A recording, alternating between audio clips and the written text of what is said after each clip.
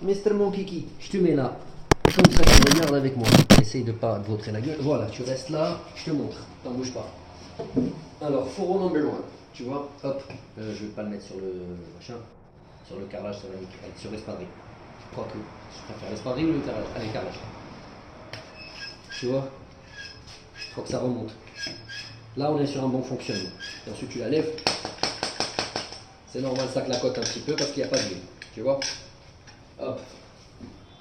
Je te montre le deuxième. Quoique, je suis pas sûr de celui-là. Je vais peut-être me le refaire tout à l'heure. Enfin, demain, un truc comme ça. Tu vois, là, ça pompe et ça remonte. C'est parfait. Léger clacotement, c'est normal. Rien n'est sous pression encore. Mais bon, tout ça pour te dire que c'est monté. Entre temps, j'ai salopé le jean, j'ai salopé les pompes et j'ai aussi salopé le pull. Partie de la belle série de pulls que mon père m'a offert et puis voilà, je me suis débrouillé pour les saloper.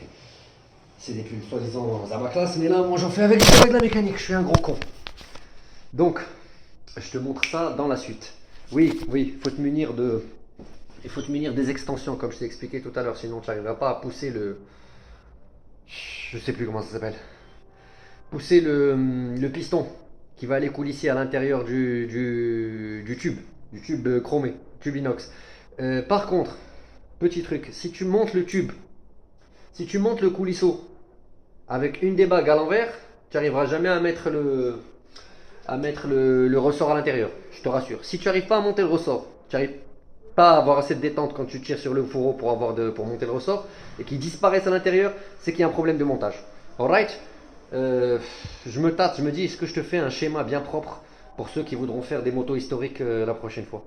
Je vais prendre le temps et je vais vous faire un beau schéma tranquille avec les pièces photographiées pour tous ceux qui voudront réitérer l'expérience. D'ici là, bah, moi, je pense qu'il est l'heure que je me casse, hein, la vérité. T'en bouge pas. Il est quelle heure? Ah bah 5h moins 20, il est l'heure que je me casse. Bon, les amis, je vous souhaite une très bonne journée. Et puis si c'est l'Eid demain, je vous dis très bon Eid. Bah sinon, ce sera pour après. Et puis ça, c'était un petit interlude sur la GT 125. Allez, je me casse. La suite, ça sera après. Ciao, tchuss.